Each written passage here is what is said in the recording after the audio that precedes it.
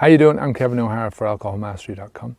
Today the topic is some people are afraid of inadvertently drinking any alcohol at all, right? You know, this is something that has been sort of promulgated by the disease theory by people from the AA, and you know, just down through the years, anyone who's talking about quitting drinking alcohol says that, you know, you can never have a drink again. Now, I'm not talking about ever having a drink again. Once you get to the stage where you're thinking about your life and how alcohol is affecting your life, I think you get to the stage where you start thinking, why would I ever want to put that stuff into my mind again? You know, that's the whole point of everything that I teach here, is to sort of understand alcohol the way it is in our society, understand the bullshit, the propaganda, the brainwashing, break apart that brainwashing, understand that it's bullshit, that it is wrong to think about alcohol in the normalcy that we put it into, and to think, well, you know, why would I ever do that to myself again? You know, to understand how your life is progressing, how you're stepping up onto a different level once you stop drinking alcohol, and once you get onto that level, how you see things from a completely different perspective. It's like, you know, you step above the clouds and all of a sudden you can see things that you wouldn't have been able to see when your head was stuck in the clouds, you know. So in this video, we're going to look at what it means to inadvertently drink alcohol, right? What does that mean? Is it logical to have that fear? We're going to look at a bit of, you know, the logic behind drinking alcohol, why we drink alcohol in the first place, what we focus on, what the problem really is, you know, what our problem is, what the problem is that we're trying to get away from, and at the end of it, what we should be really focusing on. So first of all, alcohol is not an invention of man, right? Alcohol is a natural product of fermentation, right? So alcohol is in your system anyway. You know, every time you eat and the food goes through your digestive system, there's a certain amount of alcohol that's produced from the bacteria that live in your system that break down all the foods and stuff like that, you know. So your liver has got a built-in capacity to deal with that, right? So when you talk about your liver being capable of dealing with 1 unit of alcohol per hour, that means that your liver has this ability to deal with any alcohol that is possibly likely to come into your system, right? Either through your own digestive processes or the food that you're eating. You know, you might eat fruit that's overripe. You know, the likelihood of us doing that these days is very slim because, you know, we tend to get fruit from in a sanitized version, right? It comes from the trees, and you know, by the time it gets to us, it's not even ripe, so you have to let it ripen while it's in our system. And you know, by the time it goes past a certain point, we don't eat anymore. You know, I mean, I love overripe bananas. I stick them into the blender, and it's just got a sweetness about overripe bananas. Same with overripe fruit. You know, bruised fruit has got a sweetness about it. You know, once a fruit goes beyond a certain level, then we're not going to eat it. But that's where you're going to find a certain amount of alcohol, right? So let's look at alcohol, and let's look at what alcohol actually is, right? Alcohol is the product of bacteria. So the bacteria basically eat stuff, they take stuff in, right? They digest this stuff, and the alcohol is the product that comes out the other end. So whether you look at alcohol as the shit that comes out of bacteria or the piss, right, is one of those things. It's the excrement, it's the waste product that comes out of the bacteria, right? That's what fermentation is. So, you know, we in Ireland, I know in America you say, you know, to be pissed is to be angry, but in Ireland and in England, to be pissed over here is to be drunk, right? And that's really truthfully hitting the spot on. You know, you're drinking bacteria piss. That's basically what it is. You know, and when you look at the fermentation process, I used to brew my own beer and wine years and years ago. One of the first website that I actually had online was a website about homebrew, how to do different parts of homebrew, and it was just a lot of different experimentation with homebrew and stuff like that. And you know, when I look back on that, it's just so much of a funny thing that, you know, I'm on the opposite end of that scale now. But anyway, part of the process of fermentation, you get this big barrel and you mix up the malt and you put yeast into it, and it's the yeast bacteria which does the job. And you know, you put your your lid onto the top of it, and then there's a bung in the top. It's like a rubber bung, and there's like a tube which you fill with water, and you can see this tube just going bloop, bloop as these little air bubbles come up through the, letting out the fermentation. Otherwise, the barrel would explode. That is bacteria farts, right? So it just gives a different meaning and a different context to champagne. That everything in that champagne is basically, when you let out that pop and you've got the sparkles in there, that's bacteria farts. It's a product of the fermentation process. I just think that's hilarious, that where the alcohol is bacteria piss and the bubbles are bacteria farts, and it's just. So that's where the alcohol actually comes from, right? That's what it is a product of. Now, when we're talking about taking in small drops of alcohol into our system, like I say, you've already got alcohol in your system anyway, right?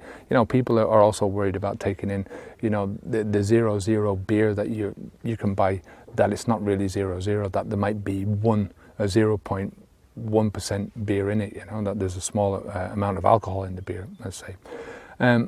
But is that a concern?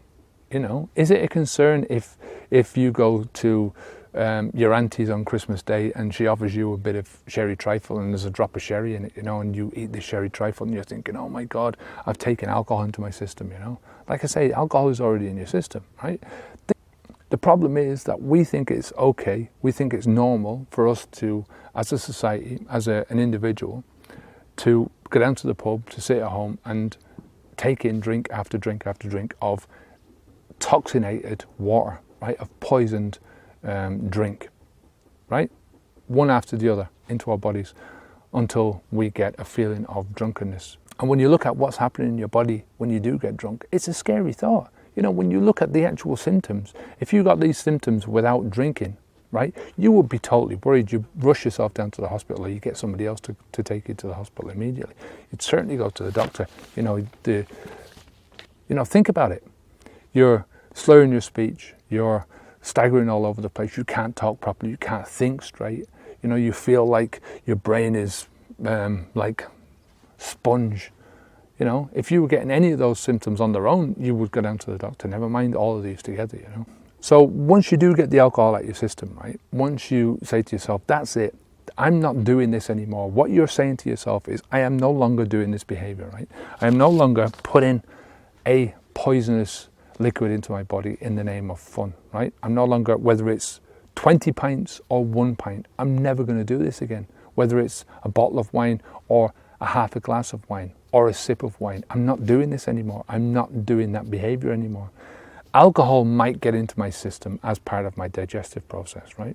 Alcohol might get into my system because of a small amount of alcohol that was put into the sherry trifle that I've just eaten, or because there's a small amount of alcohol in the fucking jus or whatever you call it, the gravy that you're eating with your food, But in general, right, you're not going to do that. The behavior is gone. You're not doing the behavior of drinking over and over and over and over and over again and killing yourself, right? That's not what you're doing. So the problem is not the alcohol, right, and the small amounts of alcohol that might go into your system because you've drank an alcohol-free beer and you're afraid there's a little bit of alcohol in it, right? Don't worry about that, right? You should be worried about the fact that all of this time, all the behavior that you've been doing has been taken away from your life, right? It's not only when you're drinking the alcohol, but when you're thinking about drinking and the time after you're drinking, right? All the consequences that have happened because you've been drinking alcohol, right? All that is gone now. That's all the behavior which is ruinous to you, right? And, as I said, we've only got the same 24 hours in a day, whether you drink or don't drink, right? Everyone has got this same 24 hours in the day, right? We all have varying qualities and quantities of lifetime, right, of our lifespan. But it's the quality that you really want to focus on, right? It's trying to make sure that what you're putting into your body is not taken away from your life, right? Either now or in the future, right? That you're not being the author of your own destruction. And that's the most important thing to focus on, right? Don't worry about small little bits of alcohol that might go into your system, that's not a problem. It's the problem was always the behavior and the thinking and the habit of going down to the pub and drinking. I mean, I will never, ever, ever drink another drop of alcohol again, right? Now that doesn't mean that I'm not going to have an alcohol-free beer and that there might be a small drop of alcohol in that. I'm not talking about that. I'm talking about taking a drink of alcohol where I know there is alcohol in that glass. This is what I used to do, right? Drinking a glass of wine with 12% alcohol in it, drinking a can of beer with 6% alcohol in it. That's the type of alcohol that I will never take again, right? I'm not worried about anything else because I know that my system is designed and capable of handling that kind of thing. I used to sit there and drink. Sometimes, the most I've ever drank, I think, was probably about 30 pints, right? And that was just on a bender. I don't think I've done that many times, right? Mostly I drink maybe between 6 and 10 pints, right? But I was quite capable of doing that, sitting there and drinking 10 pints, sitting there and drinking 15 pints, even 20 pints, right? There is no chance, no way on this planet that I could drink more than 2, 3 alcohol-free beers. No way on earth that I could drink that many. Do you know how many alcohol-free beers you would have to drink just to get tipsy?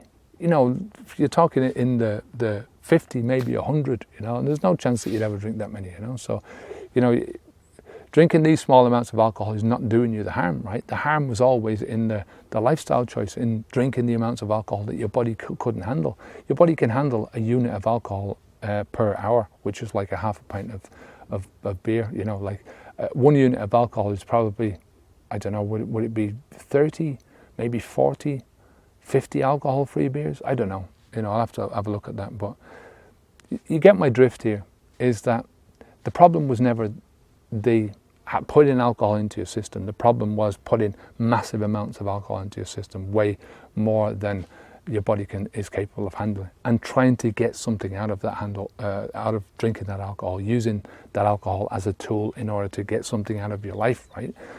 This is what I'm advocating, is you go away from that and you try to find the same reward, but with different behaviors, right? So your triggers are going to be the same, right? Your triggers don't have to be the same, but a lot of your triggers are going to be the same, right? You feel bored, you want to do something, so you go out and you do a behavior and you get the reward of not being bored, right? I'm just saying that you do it in such a way that is is something that is giving you something of value, that's adding to your life, not taking away from your life like alcohol does, or any drug does, Anything that's giving you instant gratification that is easy to do like that is always going to take away instead of give to you. So look, I'll leave it there. Just remember that, inadvertently drinking a small drop of alcohol is not going to do you any harm, and it shouldn't be something that you focus on. It's not logical to have that type of a fear, right? The fear is that you go back to drinking and go back to the behavior that you used to do, the habit that is destroying your life. That is illogical in the first place to do, right? It's unnatural to put these amounts of alcohol into your system, right? That's the thing that you should be worried about, right? This is the thing that you want to avoid at all costs. And if you get your head in gear and in the right frame of mind, right, the right mindset from the beginning, and you push yourself away from alcohol and towards something that you want in your life, that's when you're never going to go back to alcohol. You won't go back to it because you don't want to. You understand what it's done to you, and you understand that if you ever go back to that life, that everything that you're working towards will disappear like a fart in the breeze, right? It will just go. So don't worry about it, Alcohol is a natural part of our lives, and it's always going to be a natural part of our lives, right? It's a part of our digestive system. What you want to focus on is the future, right? Keep your focus on the future. Keep your focus on your goals that you want, moving step by step away from alcohol, and you're on the right track. So listen, if you have any questions about this at all, give me a comment down below. Come on over to the website and leave your name and address, and I'll send you out the Alcohol Mastery Starter Pack to get the words out. And it's just a few different courses on there that I've put together from various different videos that I've done over the years. There's a few different books in there as well. So a lot of different stuff that will help you just to get your mind in the frame of mind to stop drinking, right? To, think about what you're doing to yourself to overcome some of the bullshit. And, there's one course in there that'll help you to relax and de-stress and just push your mind in a completely different way after you've stopped drinking. So it's all very helpful stuff. and it's absolutely free. So I'll just leave your name and address at alcoholmastery.com. You'll see it there on the first page. And until next time, I'm Kevin O'Hara for alcoholmastery.com. Stay safe, keep the alcohol out of your mouth, onwards and upwards. Take care of yourself. Bye now.